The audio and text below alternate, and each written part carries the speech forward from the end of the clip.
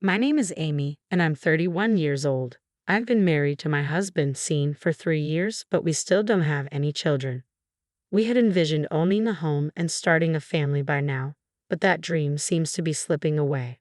I've started to believe that Scene and his parents are contributing to our current situation. Despite our efforts to save money together, our savings haven't grown much. Scene often buys expensive branded gifts for his parents, and this habit has been a strain on our finances. Before we married, I knew Scene had a tradition of giving gifts to his parents, which I initially saw as a sign of respect. However, my perspective has shifted since we've been married. While his filial piety is admirable, his tendency to spend money recklessly has become more apparent. He seems to view our increased income as a green light for more extravagant spending. Where he used to stick to a budget, he now chooses only luxury items, and his parents have come to expect these costly gifts. They even request them for no particular reason, which I find difficult to understand. Scene has been secretly giving gifts to his parents, and discovering this has only fueled my growing resentment.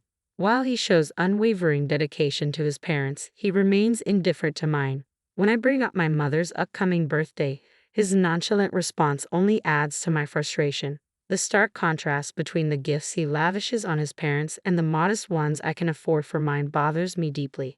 I sometimes wish I could give my parents expensive gifts, but our finances are stretched thin due to his spending. As a result, the gifts I manage to give them are always a compromise, falling short of what I'd like to offer. Although my parents appreciate what they receive, it pains me that I can't fully celebrate their special occasions. My dissatisfaction with Scene's one-sided concern for his parents is becoming increasingly difficult to ignore. After a year of marriage, as I watched our savings stagnate, I began addressing Scene's spending habits. However, each time we discussed it, the conversation ended in his anger. He would accuse me of lacking sympathy for his parents or even of disliking them without truly hearing my concerns. Despite my repeated attempts to communicate, he never genuinely listened or showed any willingness to change. A few months ago, Scene bought his mother an expensive new wallet. When I confronted him about it, he defended the purchase by claiming her old wallet was worn out. But I knew the old wallet was one he had given her just a year earlier, and it didn't look worn to me. Realizing that my words weren't getting through to him, I decided to approach his parents directly. Considering our future, I felt it was crucial to address the issue directly with Scene's parents. With Scene present, I began by showing them the balance of our joint account. I pointed out how little our savings had grown since we got married, despite both of us working. As you can see, I said, we've hardly increased our savings since we began, even though we both contribute to the household income.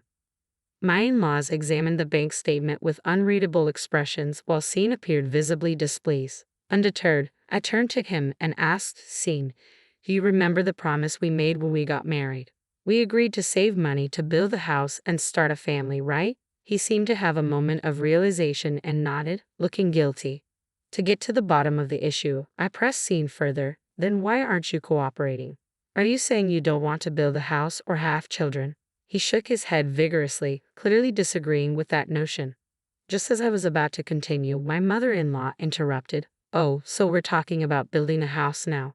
That sounds wonderful. I'd like our room to be in a sunny spot." My father-in-law quickly added, "Yes, we definitely need more space for our things. 2 rooms would be ideal." I was taken aback by this unexpected response. Seizing the moment, Scene became enthusiastic about the idea. "All right, then let's make it 2 rooms. One for visits and another for storing clothes and belongings." Annoyed by their enthusiasm, I cut in, "If we're adding 2 more rooms, that will increase our costs significantly. Therefore, we'll need to avoid any expensive gifts until the loan is paid off." My mother-in-law quickly backpedaled. "Oh, it was just a joke. We rarely stay over at Scene's place anyway, right?" My father-in-law chimed in, "Exactly." Maintaining the smile, I firmly reiterated a decision I had made previously. "I see it was a joke. However, for the sake of our future household and children, we'll need to limit gifts to birthdays and anniversaries only." Scene immediately protested, "That's not fair to Mom and Dad." I had anticipated his reaction and responded with a look of disdain. "Then your pocket money will be entirely cut off. We can't find any other way to tighten our budget. Or are you planning to use the money you saved when you were single to cover your parents' gifts? If that's the case, I won't interfere." Scene fell silent, his face sour. I let out a soft sigh, and with a bright smile directed at my in-laws who were searching for a response, said, "I appreciate your understanding, as saving requires the effort of the entire family." They responded with reluctant nods, their faces still grim. It was clear that none of them, including Scene, were fully convinced, but I firmly closed the conversation, leaving no room for further discussion. After that discussion, Scene stopped giving extravagant gifts to his parents, and I noticed our joint bank account balance steadily increasing.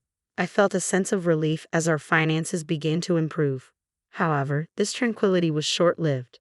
The turning point came when my sister gave birth. Being only a year younger, my sister and I have always been very close. Although our contact lessened after marriage, we still made an effort to keep in touch at least once a week. When she had the baby, she sent me a photo along with news of her joy and excitement. Perhaps I am biased because it's my niece, but the baby was truly adorable. I couldn't contain my excitement and immediately showed Scene the photo of the baby. His eyes softened as he was charmed by the baby's cuteness. I felt a wave of relief at his reaction.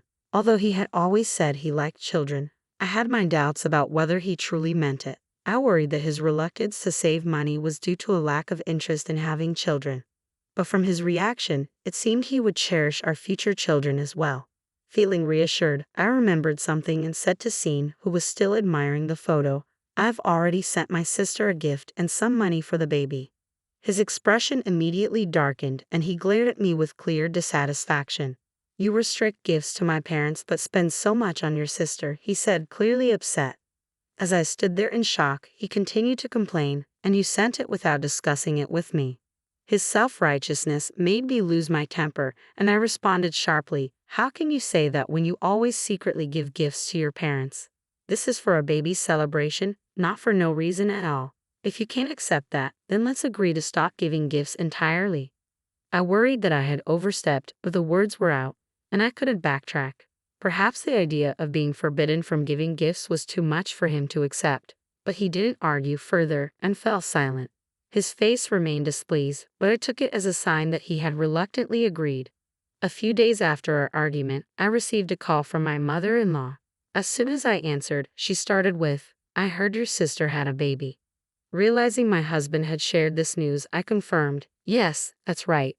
I expected her to offer congratulations or chat about the baby, but instead, she asked, "So, I heard you gave her a present.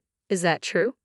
Taken aback by her directness, I replied, "Yes, I sent something for the baby." To my surprise, she responded cheerfully, "Well, I hope you'll have something for our anniversary next week too. I'm looking forward to it."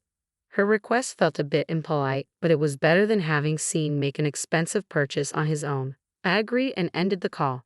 For my in-laws' anniversary, I decided to send a practical pair of glasses. I braced myself for a complaint, but none came, and time went by without incident. I had been too quick to judge my in-laws, but recent events made me realize my mistake. One day, my mother-in-law visited our home with a brand new luxury bag, beaming with delight. She admired the bag and thanked me, saying, "Thank you for the $4,000 bag." I was stunned, believing that our anniversary gift was merely a pair of glasses. I complained to Scene, "I feel awful about this."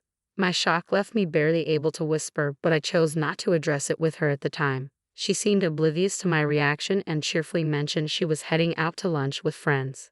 After she left, I rushed to the bank. We had 3 accounts, individual accounts from before our marriage and a joint account we opened after tying the knot. The joint account showed no significant withdrawals, but checking our personal accounts revealed that $800 had been withdrawn from Scene's account and $4,000 from mine. When my husband came home, I confronted him about the missing money, but he dismissed my concerns.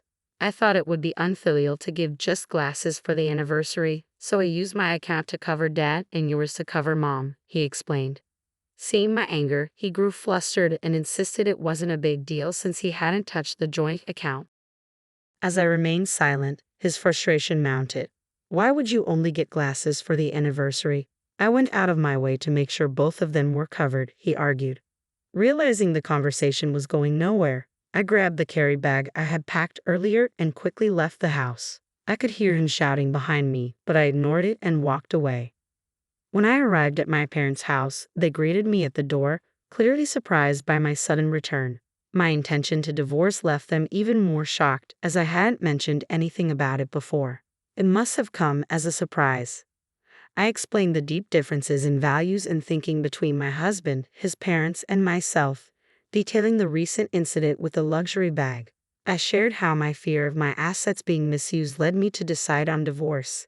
My parents listened, understood, and supported my decision.